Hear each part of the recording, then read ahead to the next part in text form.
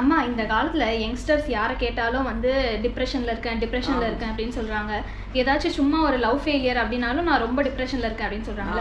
Actually டிப்ரெஷன்னா என்ன தெரியுமா? உன்னை பொறுத்த வரைக்கும் டிப்ரெஷன்னா என்னன்னு சொல்லுமா? டிப்ரெஷன்னா ஏதாவது மன அழுத்தம், ரொம்ப ஏதாவது ஒரு ஈடுபாடு ரொம்ப அதிகமாக ஒரு ஆசை வச்சுட்டு அது கிடைக்கல அப்படின்னா அவங்க டிப்ரெஷன் ஆகுறாங்க. அது லவ்வாக இருக்கலாம், ஏதாவது பொருள் மேலே இருக்கலாம், இது மாதிரி. ஆக்சுவலி டிப்ரெஷன்னா என்னன்னா, நான் வந்து சில சிம்டம்ஸ் சொல்கிறேன். இந்த சிம்டம்ஸில் ஏதாச்சும் 4 சிம்டம்ஸு 2 வாரத்துக்கு மேலே இருந்தால் தான் வந்து டிப்ரெஷனே கன்சிடர் பண்ணுவாங்க.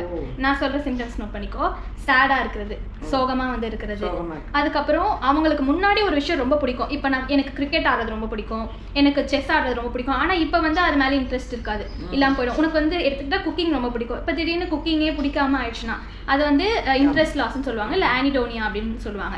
இந்த மாதிரி வந்து இருக்குது. அப்புறம் கில்ட்டு, அவங்களே வந்து நான் ஒர்த்தே இல்லை, நான் வாழ தகுதியே இல்லை, அந்த மாதிரி வந்து சொல்லுவாங்க. அதுக்கப்புறம் வந்து எனர்ஜி லாஸ், அவங்களுக்கு என்னன்னே தெரியாது, ரொம்ப வீக்காக ஃபீல் பண்ணுவாங்க, அந்த மாதிரி ஒரு சுறுசுறுப்பாகவே இருக்க மாட்டாங்க, அந்த மாதிரி வந்து. அதுக்கப்புறம் வந்து கான்சன்ட்ரேஷன் கம்மியாக இருக்குமா, அவங்களால ஒரு விஷயத்தில் கான்சன்ட்ரேஷன் பண்ணி இருக்க முடியாது.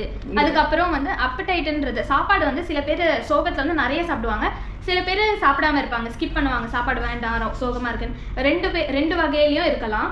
அதுக்கப்புறம் வந்து சைக்கோமோட்டார் ஆக்டிவிட்டி அப்படின்னு சொல்லுவாங்க, அது வந்து கம்மியாகும்.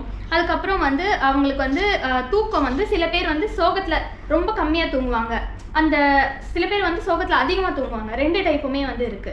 ஸோ நான் இப்போ சொன்ன சிம்டம்ஸில் ஏதாச்சும் ஒரு 4 சிம்டம்ஸ் 2 வாரத்துக்கு மேலே இருந்து அது கூடவே சோகமாக இருக்குது, அதுக்கப்புறம் நான் சொன்னலாமா ஆனிடோனியா அப்படியும் இருந்தாங்கன்னா அப்படின்னா தான் டிப்ரெஷன் கன்சிடர் பண்ணுவாங்க. இப்போ என் ஆள் விட்டு போயிட்டா, நான் லவ் ஃபெயிலியரில் இருக்கேன் அப்படிலாம் வந்து சொல்கிறாங்களே, அதனால வந்து நான் சோகமாக இருக்கேன் அப்படின்றாங்களே, அது வந்து என்னென்னா அக்யூட் ஸ்ட்ரெஸ் டிஸார்டர்னு சொல்லுவாங்க. அது என்னென்னா லெஸ் தேன் 1 மந்த், அதாவது 1 மந்த்துக்கு கீழே அவங்க ஏதாச்சும் ஒரு விஷயத்தில் பாதிக்கப்படுறாங்கல்ல, அதனால வந்து அவங்களோட டே டு டே ஆக்டிவிட்டீஸ்லாம் வந்து அஃபெக்ட் ஆகுது. அவங்களுக்கு அந்த ட்ராமா அவங்க லைஃப்பில் சரி அந்த பொண்ணு கூட இருந்த நினைவுகள் அதெல்லாம் விட்டு போயிட்டா அப்படின்லாம் வந்து ஃபீல் பண்ணுறாங்களே, ஸோ அதெல்லாம் வந்து அவங்களுக்கு ஸ்ட்ரெஸ் பண்ணுது. அதுதான் வந்து அக்யூட் ஸ்ட்ரெஸ் டிஸார்டர்னுவாங்க.